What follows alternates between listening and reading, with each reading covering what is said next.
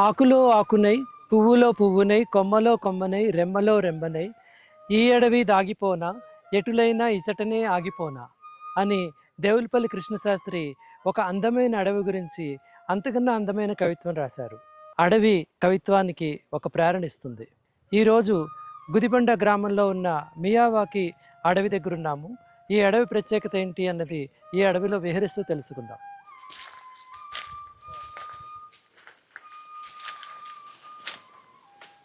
శ్రీ సత్యసాయి జిల్లాలో ఉన్న గుదిబండ గ్రామంలో ఉంది. ఇది ఒక రకంగా చూస్తే వర్షాభావం మూలంగా, కరువుల మూలంగా ఎప్పుడూ నీటి సమస్య ఉండే ప్రాంతం. అయినప్పటికీ కూడా ఇక్కడ కాకులు దూరని కారడవి, చీమలు దూరని చిట్టడవి అని మన చిన్నప్పుడు చదువుకున్న చందమామ కథల్లో చెప్తూ ఉంటాము. అలాంటి ఒక అద్భుతమైన అడవిని ఇక్కడ సృష్టించారు. ఈ సృష్టికర్త ఎవరు అంటే ఈ గ్రామంలో ఉండే కరుణాకర్ గారు, సర్పంచ్ గారు, గ్రామ పంచాయతీ సభ్యులు, వారికి సహకరించిన ఏపీ మాస్ సంస్థ.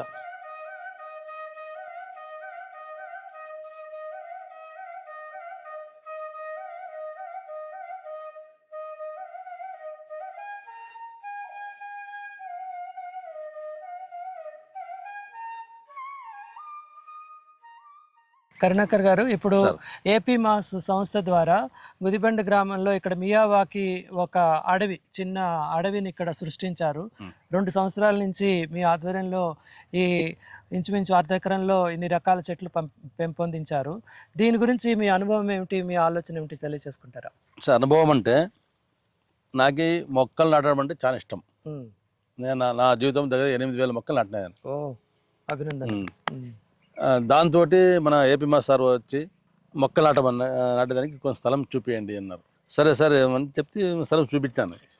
చూపిస్తే సారు అంతా తీసినారు.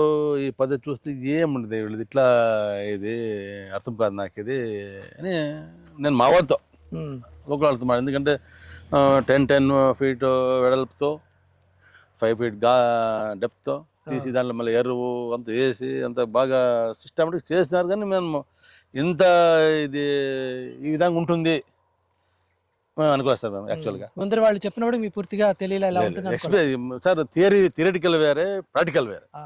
ఈ ప్రాక్టికల్ చూసాం కదా, ఇన్ని మొక్కలు ఒక మొక్క ఆకలితో ఇంకో మొక్క చిగురుతూ ఉంటుంది. అందులో మన గుడిబండ మండలానికి మెయిన్ రోడ్లో రాష్ట్ర వ్యాప్తంగా, మన జిల్లా వ్యాప్తంగా గుడిబండ హెడ్ క్వార్టర్లో ఉంది అంటే మెయిన్ రోడ్లోనే ఎవరైనా చూపించే కూడా బాగుంది. చాలా అనుకూలంగా. అంటే ఇది పెట్టి 2 ఏళ్ళు అవుతుంది కదా, మరి దీనికి ఇన్ని చెట్లు పెడితే నీళ్ల వ్యవస్థ అదంతా ఎలా చేశారు సార్? నీళ్ల వ్యవస్థ గ్రామ పంచాయతీ ద్వారా చేస్తాను. ఎందుకంటే నా సొంత పొలం నుంచి వదిలాను, బట్ నేను సొంత పొలం అనకూడదు. నేను గ్రామ పంచాయతీ ద్వారానే నేను వదిలా సార్. దానికి ఏం గేట్ వాళ్ళకి ఎప్పుడైనా తిప్పుకోవచ్చు, మనం తిప్పేది కాదు సార్. నీళ్ళు వాళ్ళు ఎప్పుడు కావాలంటే అప్పుడు నీళ్ళు వచ్చేలా ఏర్పాటు చేశారు. అంటే మీరు అన్నారు కదా థియరిటికల్గా వేరు, ప్రాక్టికల్గా వేరని. ఇప్పుడు మీరు ఇదంతా 2 ఏళ్ళ తర్వాత ఇంత పెద్ద అడవి అయ్యాక ఇప్పుడు ఏమనిపిస్తుంది మీకు? అద్భుతం సార్, అద్భుతం. ఇప్పుడు మీ గ్రామాన్ని వచ్చి ఇది చూసిన వాళ్ళు, మీ ఇతర సర్పంచులు ఉండొచ్చు, జిల్లా ప్రముఖులు ఉండొచ్చు, వాళ్ళందరూ ఎప్పుడైనా వచ్చారా, చూసారా దీన్ని? సార్ ఒకసారి ఎమ్మెల్యే గారు వచ్చినారు, ఇప్పుడు ఈరోజు మీరు వచ్చినారు. మామూలుగా అందరూ చూస్తుంటారు, ఏమి ఇంత ఫాస్ట్ వచ్చేసే ఫారెస్ట్ అనేది కొంచెం కొత్త ఎక్స్పీరియన్స్ సార్. ఇది మన ఏరియా కొత్త ఎక్స్పీరియన్స్. అంటే కరువు ప్రాంతంలో, ఒక రకంగా వర్షాలు తక్కువ పడే ప్రాంతంలో ఇంత దట్టమైన అడవి 2 సంవత్సరాల్లో రావడం చాలా గ్రేట్ సార్. అది గ్రేట్ అచీవ్మెంట్. ఇంకోటి ప్రతి పంచాయతీలో పెడితే మేలు. ఇది ఈ సిస్టమ్ని ప్రతి గ్రామ పంచాయతీ చేయాలి. ఇప్పుడు మనకి ప్రభుత్వ పథకాలు, ఉపాధి హామీ పథకాలు లాంటివి ఉన్నాయి కదా, వాటిల్లో మొక్కలు పెంచే కార్యక్రమాలు అవి చేస్తూ ఉంటారు. ఆ కార్యక్రమాన్ని ఈ రకమైన తోటలు పెంచడానికి, అడవి పెంచడానికి ఉపయోగించుకోవచ్చు అంటారా? సార్ ఉపయోగించడం మంచిదే, కానీ గత 5 ఏళ్ళ నుంచి దాన్ని ఉపాధి హామీ పథకంలో చెట్లు పెంచేదాన్ని బ్యాన్ చేస్తున్నారు. ఇప్పుడు అవన్నీ ప్లాంటేషన్ గ్రామ పంచాయతీ ఆధ్వర్యంలో కొంగల్ క్రాస్ నుంచి గుడిబండ వరకు 2,000 మొక్కలు పెట్టాను. నేను గ్రామ పంచాయతీ ఆధ్వర్యంలోనే మెయింటైన్ చేస్తున్నాం. ఆ మొక్కల్ని అవన్నీ ప్లాంటేషన్ స్వయంగా చేస్తున్నాను. దాంట్లో రెండమట్లేదు. ఇంకా 2,000 మొక్కలు ఉన్నాయి.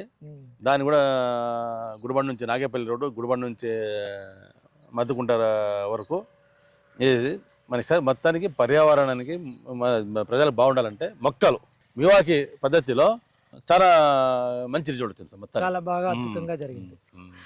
కరుణాకర్ గారు గ్రామ సర్పంచ్ అవడంతో పాటు వృక్షాలని ప్రేమించే వృక్ష ప్రేమి కూడా. అందువల్ల ఇలాంటి ఒక ప్రయోగానికి స్థలం ఇచ్చి తగిన ఏర్పాట్లు చేయడం, ఇది ఇంత బాగా ఏపుగా పెరగడానికి ముఖ్యమైన కారణం గ్రామ పంచాయతీ నుంచి కరుణాకర్ గారు వాడి సభ్యులందరూ ఇచ్చిన సహకారము. దీంతో కాకుండా మొత్తం ఈ ఊరు మొత్తం మీద కూడా ఎవెన్యూ ప్లాంటేషన్ ఇలాంటి విషయాల్లో కూడా ఆయన ప్రత్యేకమైన శ్రద్ధ చూపుతున్నారు. మియావాకి అడవి ఇంత చక్కగా పెరిగినందుకు ఆయన మొట్టమొదటి చాలా ఆశ్చర్యపోయారు. ఇంత చెట్లు ఇంత పెద్దగా పెరుగుతాయా 2 ఏళ్లలో అని ఆయన ఇంకా ఆశ్చర్యంలోంచి చాలా ఆనందాన్ని అనుభవిస్తున్నారు. మీరు చెప్పినట్టుగా అన్ని గ్రామాల్లో కూడా ఇలాంటి మియావాకి అడవులు కానీ మంచి చెట్ల పెంపకం కానీ జరుగుతుందని చెప్పి మనం ఆశిద్దాము. మీలాగా అందరు సర్పంచులు కూడా ఆ గ్రామంలో జరిగే ఇలాంటి కార్యక్రమాలకి సహకారం ఇస్తారని చెప్పి ఆశిద్దామండి. నమస్కారం. ఏపీ మా సంస్థ బయోడైవర్సిటీ ఎలా పెంపొందించాలి, ముఖ్యంగా అడవి ప్రాంతంలో ఉండే రకరకాల చెట్లన్నీ కూడా సామాన్యమైన గ్రామాల్లో కూడా ఉంటాయా, తర్వాత బయోడైవర్సిటీని మనం ఏ రకంగా పెంపొందించవచ్చు అన్న విషయం గురించి ప్రత్యేకంగా ఆలోచన చేసి మియావాకి పద్ధతి ద్వారా ఇదిగో ఇక్కడ ఉండే గుదిబండ గ్రామంలో ఉన్న ఒక కాలేజీ క్యాంపస్లో ఒక 1/2 ఎకరం భూమిలో మియావాకి పద్ధతి ప్రకారము ఒక అద్భుతమైన అడవిని సృష్టించారు. ఇది ఒక బయోడైవర్సిటీ హాట్స్పాట్ లాగా బయోడైవర్సిటీ రిప్రజెంట్ చేసే విధంగా ఉన్నది. ఇక్కడ వేప కానివ్వండి, కానుగ కానివ్వండి, బాదం అనండి, టేకు అనండి, ఉసిరి, ఎన్ని రకాలు దేశవాళీ సహజంగా ఇక్కడ పెరిగే చెట్లను పెంపొందించారు. ఇది జస్ట్ మనకి 2 సంవత్సరాల్లో ఇంకా అద్భుతమైన చెట్లు పెరిగాయి. ఇప్పుడు మనం చూస్తే ఈ ఒక్కొక్క చెట్టు ఇంచుమించు 20 అడుగులు, 30 అడుగులు, 35 అడుగులు అంత ఎత్తు పెరిగాయి. ఇంత కరువు ప్రాంతంలో, నీరు తక్కువ ఉన్న ప్రాంతంలో ఈ చెట్లు ఇంత దట్టంగా ఎలా పెరిగాయి, అంత ఎత్తుగా ఎలా పెరిగాయి, అది 2 సంవత్సరాల్లో అన్నది ఒక ముఖ్యమైన ప్రశ్న. మియావాకి పద్ధతి ప్రకారం అడవులు పెంచడంలోనే ఆ ప్రశ్నకు సమాధానం ఉంది. మనకి క్లైమేట్ స్మార్ట్ విలేజ్ ప్రాజెక్టులో భాగంగా కొన్ని కార్యక్రమాల్లో భాగంగా ఈ అకిరా మియావాకి ప్లాంటేషన్ అనేది ఒక భాగం. ఈ కార్యక్రమం అనేది 2020 నుంచి కూడా ఈ యొక్క సిఎస్సిపి కార్యక్రమం భాగంగా చేపట్టడం అనేది. మరి ఇక్కడ చేసినటువంటి ఈ Akira Miyawaki high density plantation అనేది 2022 సెప్టెంబర్లో స్టార్ట్ చేశారు. ఈరోజు ఇప్పటికీ దాదాపు పూర్తిగా కరెక్ట్గా 2 సంవత్సరాలు పూర్తయింది. ఈ 2 సంవత్సరాల కాలంలో ఈ Akira Miyawaki high density plantation అనేది ఇక్కడ మన గుడిబండ జూనియర్ కాలేజ్ వాళ్ళ యొక్క ప్రాంగణంలో ఈ యొక్క కార్యక్రమాన్ని ఏర్పాటు చేశారు. ఇక్కడ మొత్తమే దాదాపుగా ఒక 50 సెంట్ల భూమి ఉంటుంది, అంటే 1/2 ఎకరాలు. ఈ 1/2 ఎకరా భూమిలో 2500 మొక్కల్ని హై డెన్సిటీ ప్లాంటేషన్ చేయడం జరిగింది. ఇది ఆల్రెడీ మనం ఇదే ప్రాజెక్టులోని ఒక 3 చోట్ల చేస్తున్నాం. సో ఇదే మన గుడిబండంలోని సీసీగిరి, అదేవిధంగా కొంకల్లో అనే గ్రామంలో, అదేవిధంగా నల్లమాడలో కూడా చేపట్టడం. ఇది ఒక 4వ కార్యక్రమం ఇక్కడ చేపట్టడం జరిగింది. ఇది బయట నుంచి వచ్చిందో లేకుంటే హైబ్రిడ్ చేసిందని కాకుండా లోకల్ స్పీసెస్ పెట్టడం జరిగింది. ఎందుకంటే మనకు లోకల్ స్పీసెస్ అయితే కూడా అన్నిటికి సంబంధించి ఏదైనా డిసీజ్ సంబంధించినట్టు కానీ కంట్రోల్ చేసుకోవడానికి బాగుంటుంది ఉద్దేశం దీన్ని చేయడం. దీన్ని పెట్టినటువంటి ఉద్దేశం ఏమిటంటే ఒక బయోడైవర్సిటీని క్రియేట్ చేయాలనేది ఒకటి. సో అదేవిధంగా మినీ ఫారెస్ట్ని క్రియేట్ చేసుకుంటూ ఉండాలి. సో ఎన్విరాన్మెంట్ ఒక బ్యాలెన్స్లోకి తీసుకురావాలని భాగంగా మనకి ఈ సిఎస్వి ప్రాజెక్ట్లో దీన్ని కార్యక్రమాన్ని ఏర్పాటు చేయడం జరిగింది. సో ఇందులో భాగంగా అంటే మనకి కాలేజీలో ఉన్నటువంటి కొంతమంది విద్యార్థులు కలిసి ఒక భాగంగా తీసుకునేసి మేము దీన్ని రక్షణ బాధ్యత తీసుకోవడం కానీ, లేకుంటే పెంపుదలకు సంబంధించి కొంత కంట్రోల్ మెథడ్ చూసుకోవడం కానీ కొన్ని కార్యక్రమాలు వాళ్ళతో చేయడం జరిగింది. కొన్ని కార్యక్రమాలు ఏమంటే ఇప్పుడున్న సెలవు వచ్చినప్పుడు మాత్రమే వాళ్ళు చూడలేకపోతారు కాబట్టి అలాంటప్పుడు ఇక్కడ ఉన్నటువంటి కూలీలతో కానీ ఆ గ్రామస్తులతో కానీ ఈ కార్యక్రమం చేయడం జరుగుతూ ఉంటుంది. మరి ఈ యొక్క హై డెన్సిటీ ప్లాంటేషన్ చేయడం వల్ల అంటే దీన్ని చేసినటువంటి కార్యక్రమం చూసి మిగతా ఇతర సంస్థల వాళ్ళు కూడా దీన్ని చూసి ఫాలో చేసి వాళ్ళు కూడా ఏర్పాటు చేయడం జరిగింది. వాళ్ళు కూడా దీనికంటే మెరుగ్గా ఇంకా చేయడం జరిగింది. సో ఈ కార్యక్రమం చూడడానికి ఇతర సంస్థల వాళ్ళు కానీ, సో అదేవిధంగా రైతు సంస్థల వాళ్ళు కానీ ఇక్కడ వచ్చి చూడడం కూడా జరిగింది ఇంతవరకు.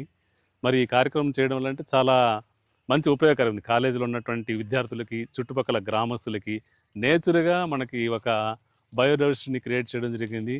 సో బాగా కావాల్సినంత ఆక్సిజన్ కూడా ఇక్కడ ఇవ్వడానికి అవకాశం ఉందన్నమాట. మరి ఈ యొక్క కార్యక్రమం అనేది ఇప్పుడు ఏపీ మాసే కాకుండా చుట్టుపక్కల గ్రామస్తులు దీని యొక్క రక్షణ బాధ్యత వాళ్ళు తీసుకోవాల్సిన అవసరం అయితే ఉన్నాయి. ఇక్కడ ఏపీ మాస్ సంస్థ వారు చేసింది ఏమిటంటే ఒక 10 అడుగుల వెడల్పు, ఇంచుమించు ఒక 60 అడుగులు 70 అడుగుల ఒక చదరాన్ని తీసుకుని దానిలో భూమిని తవ్వేసి ఆ మట్టినంతా తీసి మళ్ళీ అందులో పేడ, మట్టి, రకరకాల వేప పొడి ఇలాంటివన్నీ మిశ్రమం చేసి ఆ మట్టిని మరింత సారవంతంగా చేశారు. తర్వాత దీంట్లో హై డెన్సిటీ ప్లాంటేషన్ అంటే ఇంచుమించు చాలా దగ్గరగా ఇక్కడ పెరిగే వృక్షాలన్నిటినీ కూడా చాలా దగ్గర చాలా వృక్షాలని ఇందులో ఇంచుమించు ఇంత చిన్న ప్రాంతంలో 2500 పైగా మొక్కల్ని నాటారు. మొదటి 2 సంవత్సరాలు ఇప్పటికీ కూడా ఈ గ్రామ పంచాయతీ సభ్యులు, సర్పంచ్ గారు ఈ ప్లాంటేషన్ని రక్షించడము, తర్వాత దానికి కావాల్సిన నీటిని ఏర్పాటు చేయడం అన్నది బాధ్యతగా తీసుకోవడం మూలంగా ఒక్క మొక్క కూడా ఏ విధమైన శోషణకి గురి కాలేదు. 1-2 చచ్చిపోయినప్పటికీ అవి మళ్ళీ పెరిగాయి. ఈ సూర్యరశ్మిని, ఈ భూమిలో ఉండే సారాన్ని, తర్వాత గాలిని, అవన్నీ మొక్కలన్నీ సమంగా పంచుకునే దశలో అన్ని మొక్కలు కూడా పైకి ఎదగడానికి ప్రయత్నం చేస్తూ ఒక మొక్కతోటి ఇంకొక మొక్క ఎలా కలిసి కో ఎగ్జిస్టెన్స్ అంటాం కదా, కోఆపరేషన్ అండ్ కో ఎగ్జిస్టెన్స్, ఒక మొక్క ఇంకొక మొక్కతోటి పోటీ పడకుండా కలిసి పెరిగే దిశలో ఈ మియావాకి పద్ధతి ప్రకారం అడవి పెరుగుతున్నది. ఇక్కడ మనం చూస్తే అన్ని చెట్లు కూడా పైకి ఇలాగా పెరుగుతాయి. దానికి కారణం ఏంటంటే ఇంత హై డెన్సిటీ ప్లాంటేషన్ ఇక్కడ నాటినప్పుడు ప్రతి మొక్క కూడా పైకి ఎదగడం కోసం అని చెప్పి ఒక వెదురు బద్దను కూడా నాటుతారు. ఆ వెదురు బద్ద తిన్నగా ఉండడం మూలంగా ప్రతి మొక్క కూడా ఆకాశం వైపు చూస్తూ ఉంటుంది. అన్ని మొక్కలు పైకి ఎదిగే దిశలో ఒకటితోటి ఒకటి సహకరించుకుని అన్నీ కూడా పైకి ఎదుగుతాయి. అన్నీ కూడా చాలా చక్కగా అభివృద్ధి చెందుతాయి. దానికి సహకరించడం కోసము చాలా సారవంతమైన మట్టి కూడా అక్కడ ఉంటుంది. సో ఈ అకీరా మియావాకి ప్లాంటేషన్లో 13 రకాల మొక్కల్ని ఇక్కడ పెట్టడం జరిగింది. మొక్కలు 13 రకాలు అంటే లోకల్గా ఉన్నటువంటి వెరైటీస్, ఒకటి వేప, నారవేప, కానుగ, నేరేడు, సో అదేవిధంగా బాదం, అదేవిధంగా కొన్ని ఈ నేరేడు కాకుండా అల్ల నేరేడు సంబంధించినవి, నారవేపకు సంబంధించినవి, సో కొన్ని చింత, సో రకరకాల కార్యక్రమాలు పెట్టండి. ఇంకోటి ఏమంటే ఇక్కడ దేవదారాకు సంబంధించి కానీ, అదేవిధంగా ఇక్కడ ఈ తపస్సి చెట్లు అనేసి ఉంటాయి.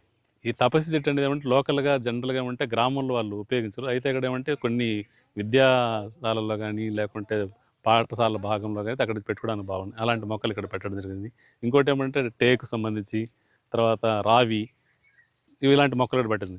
మనకి ఒక డౌట్ రావచ్చు, మరి ఈ రావి చెట్టు కానీ లేకుంటే ఇట్లాంటి పెద్ద పెద్ద మొక్కల్ని ఇంత తక్కువ స్థలంలోనే ఎక్కువ మొక్కలు పెట్టడానికి వీలవుతుందంటే ఇది ఎందుకంటే ప్రతి ఒక్క మొక్క కూడా పోటీ పడి వాటి పడేవి అది హైట్కి వచ్చేటి, పొడుగు వచ్చేది పొడుగు వెళ్తున్నాయి, దాని యొక్క వేర్లన్నీ కూడా లోపలికి వెళ్తూ ఉంటాయి. ప్రతి ఒక్కటి పోటీ పడి పైకి వస్తున్నాయి. దేనికి పోటీ లేకుండా కొన్ని కార్యక్రమాలు చేస్తున్నారు ఇవన్నీ కూడా. ఇది మియావాకి పద్ధతిలో ఉండే రహస్యము. ఆ రహస్యాన్ని ఈ రకమైన కరువు ప్రాంతంలో కూడా అందరికీ బహిరంగ రహస్యంగా చేశారు ఏపీ మా సంస్థ వాళ్ళు. దానికి సహకరించారు గ్రామ పంచాయతీ వారు. వారందరికీ అభినందనలు. ఈ మియావాకి పద్ధతి ద్వారా పెరిగిన ఈ అడవిలో ఇప్పుడు మనం చూస్తున్నాం 2 ఏళ్లలోనే అద్భుతంగా నిట్టనిలువుగా పెరిగిన రకరకాల మొక్కలు. వీటితో పాటుగా ఇక్కడ తేనెటీగల నుండి, సీతాకోక చిలుకల నుండి రకరకాల పక్షులు ఇక్కడ ఆవాసం ఏర్పరచుకున్నాయి. భూమి చాలా గుల్లపారింది. చెట్లు ఆకులు రాలి నేల మరింత సారవంతమవుతున్నది.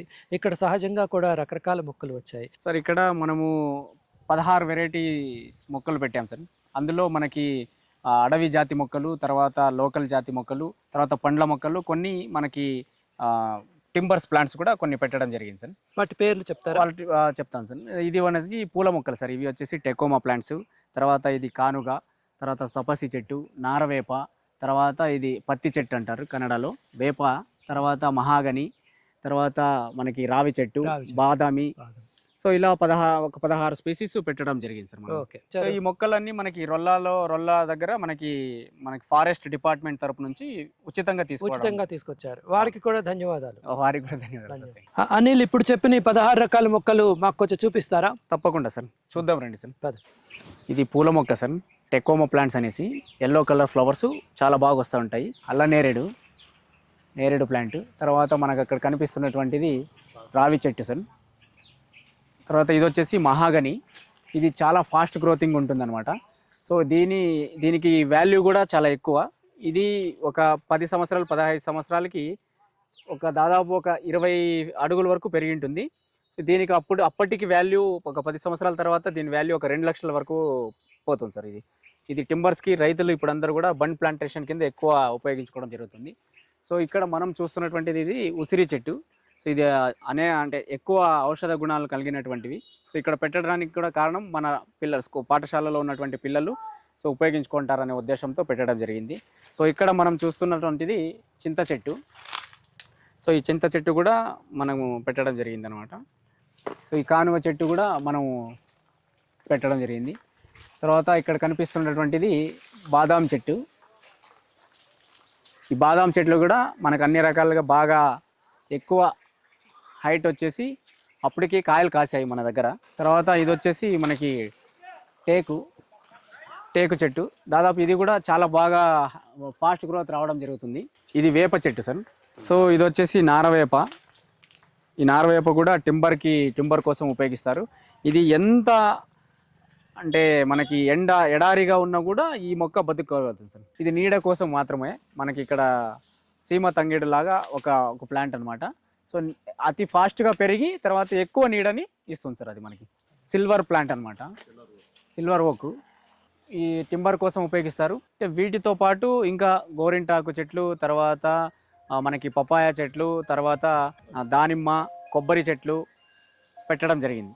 ఈ విధంగా ప్రతి గ్రామంలోనూ చేసే అవకాశం ఉన్నది. ప్రతి గ్రామంలో కూడా అక్కడ ఉండే వైవిధ్యభరితమైన వృక్ష సంపదను ఈ రకమైన పద్ధతి ద్వారా చేసుకోవచ్చు. అయితే ఇది కొంత ఖర్చుతో కూడిన వ్యవహారము. దీనికి రక్షణ అవసరము. మట్టిని సారవంతంగా చేయడం కోసం తగిన ఎరువులు కానీ, వేప పొడి లాంటి క్రిమి సంహారకమైన వస్తువులు అవన్నీ కూడా అందులో ఉన్నప్పుడే ఈ మియావాకి పద్ధతి బాగా నడుస్తుంది. తర్వాత మొదటి 3 సంవత్సరాలు కూడా దీనికి తగినంత నీరు కూడా చాలా అవసరము. ఇది కొంచెం ఖర్చుతో కూడింది, చాలా జాగ్రత్తతో చేయాల్సినది. కానీ ఫలితం శాశ్వతంగా ఉంటుంది. దీన్ని రక్షించుకున్నప్పుడు ఇంత చక్కని అడవి, ఇంత కరువు ప్రాంతంలో కూడా, నీటి ఎద్దడి ఉన్న ప్రాంతంలో కూడా ఇంత అడవి ఉన్నప్పుడు ప్రపంచం మెల్లిమెల్లిగా ఆకుపచ్చతనంతో హరిత వనంలా మారే అవకాశం ఉంది. దానికి ఈ రకమైన పద్ధతులు చాలా ఉపయోగపడతాయి. ప్రతి గ్రామం కూడా ఈ మియావాకి గుదిబండ గ్రామంలో ఏపీ మాస్ సంస్థ ద్వారా కరుణాకర్ గారు గ్రామ సర్పంచులు చేసిన ఈ ప్రయత్నాన్ని చూసి అందరూ ప్రేరణ పొందుతారని, ఇలాంటి అందమైన అడవులు, దేవులపల్లి కృష్ణశాస్త్రి గారు రాసిన కవిత్వం లాంటి ఈ అడవులు అన్ని చోట్ల ఉంటాయని ఆశిద్దాం.